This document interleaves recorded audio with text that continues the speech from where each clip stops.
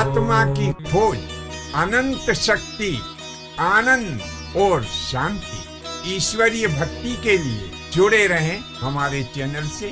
आपका अपना चैनल गुरु अशोक तिवारी। लाइक और सब्सक्राइब करना ना भूलें। धन्यवाद। जय माता की, जय परशुराम।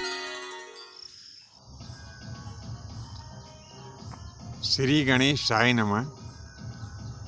प्रिय बंधुओं, नागवंश में एक शेषनाग हैं जो कि सदैव भगवान विष्णु की सेवा में रहते हैं। और ये शेषनाग नागों के राजा भी कहे जाते हैं। इनकी जो पटरानी है शेषनाग की, उनका नाम है नागलक्ष्मी। तो इन्हीं शेषनाग और नागलक्ष्मी के यहाँ पर ईश्वर की कृपा से 2 कन्याओं ने जन्म लिया। इनमें से बड़ी कन्या का नाम शेषनाग ने सुनैना रखा। सुनैना धीरे धीरे अपने पिता के यहाँ बड़ी होने लगी और जब उसका विवाह के योग्य समय आया तब क्या हुआ कि शेषनाग ने वो सुनैना का विवाह मिथिलापति महाराज शीलध्वज, जिन्हें उस समय जनक भी कहा जाता था, तो वो सुनैना का पाणी ग्रहण संस्कार जो था वो महाराज शीलध्वज के साथ में कर दिया।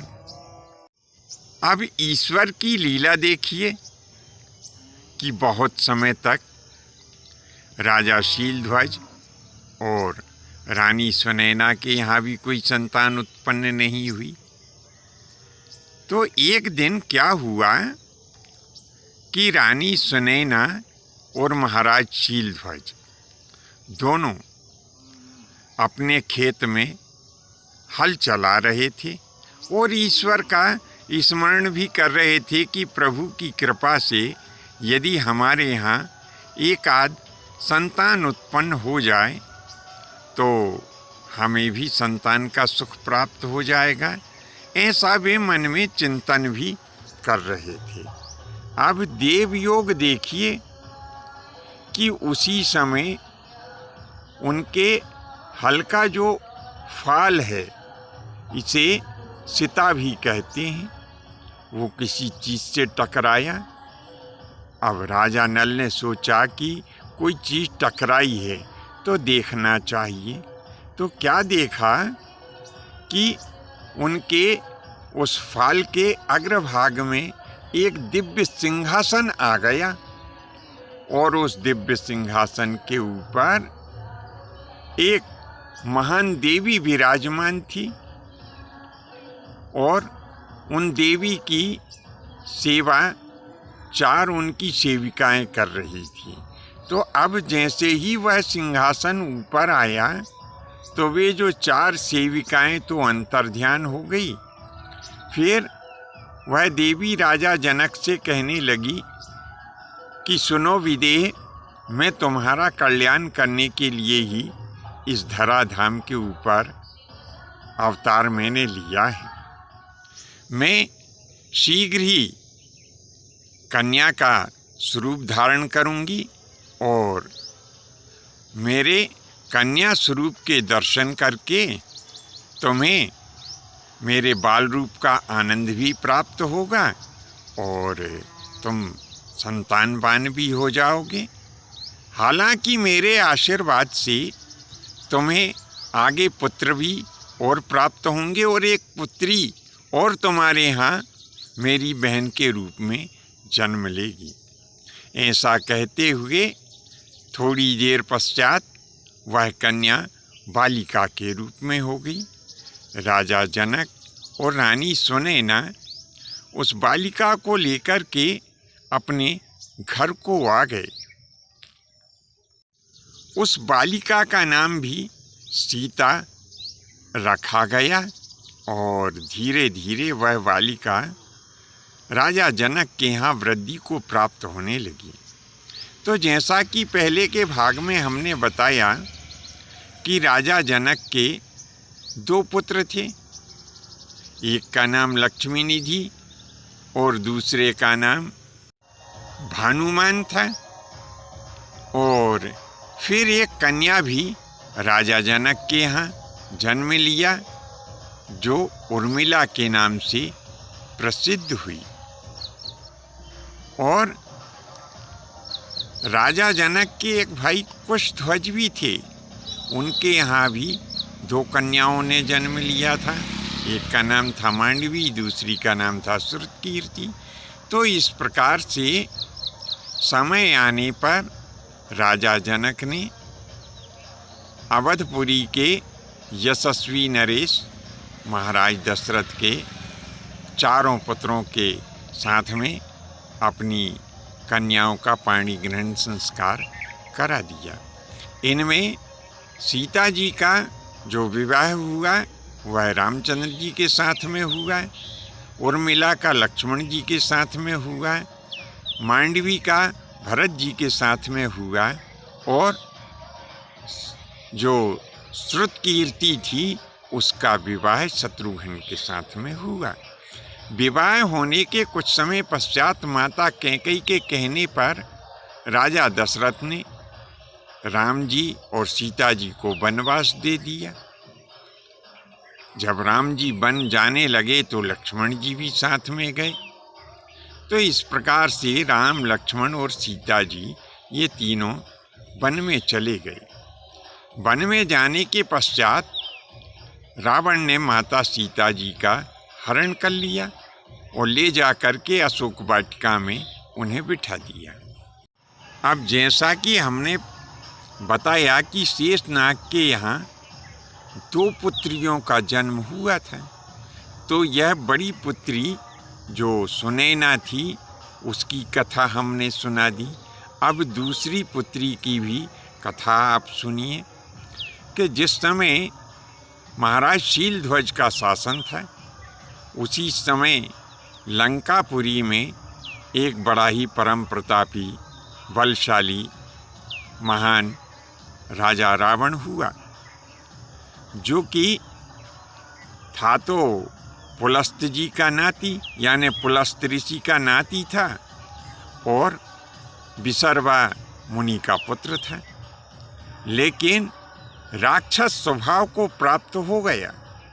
यद्यपि इस रावण में अनेकों गुण थे, लेकिन अपने राक्षसी स्वभाव के कारण उसके वे सारे अच्छे गुण दब गए। यह बड़ा ही वीर और प्रतापी था। अपने शासन का विस्तार करने के लिए इसने उस समय अनेक राजाओं से युद्ध किया। इसका राज्य श्रीलंका सहित वर्तमान में जिन द्वीपों को हम अंडमान निकोबार द्वीप समूह और लक्षद्वीप, मिनिकॉय, अमीन द्वीप समूह के नाम से जानते हैं, ऐसे और दूसरे अन्य बहुत सारे समुद्री द्वीपों तक फैला हुआ था। इसके बहुत सारे पुत्र थे, परंतु उन सब पुत्रों में अति बलवान मेघनाद नाम का पुत्र था, जिसने स्वर्ग के ऊपर भी चढ़ाई की थी और स्वर्ग पे चढ़ाई करने के बाद में इसने इंद्र को भी जीत लिया था। तो इसे इंद्रजित के नाम से भी जाना जाता है। तो यही मेघनाद नाम का जो रावण का पुत्र था, एक बार पाताल लोक में इसने जो है शेषनाग के ऊपर आक्रमण कर दिया। शेषनाग से इसका बड़ा भयंकर युद्ध हुआ और इसने शेषनाग को परास्त कर दिया। वहीं इसने सुलोचना को देखा। यह सुलोचना शेषनाग की छोटी पुत्री थी। जैसा हमने बताया, बड़ी पुत्री थी सुनैना और उससे छोटी पुत्री थी यह सुलोचना। तो मेघनाद ने इस सुलोचना को देखा और सुलोचना ने मेघनाद को देखा। दोनों एक दूसरे के ऊपर मोहित हो गए।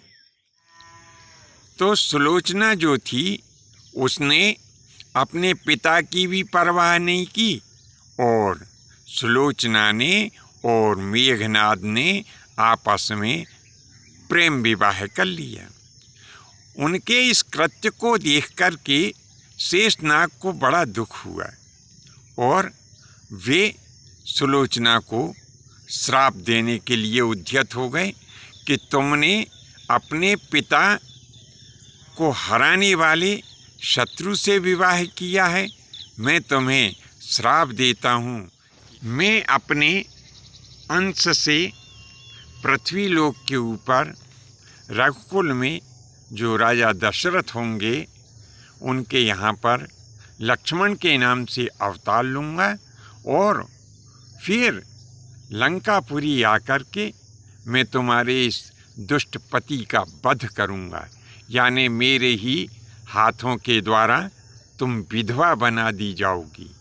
तो जब इस प्रकार से शेषनाग ने कहा तो मेघनाद हंसा।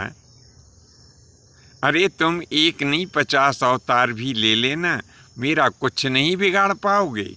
जैसे आज हरा दिया वैसे कल भी हरा दूंगा। अब मैं चला और तुम अवतार लेने की तैयारी करो। तो बंधुओं, बाद में त्रेता युग जब आया तो क्या हुआ कि यही शेषनाग अपने अंश अवतार से लक्ष्मण के रूप में प्रकट हुए। माता सीता का जब हरण हो गया तो राम और लक्ष्मण ने लंकापुरी के ऊपर चढ़ाई की और लक्ष्मण जी ने मेघनाद का वध किया।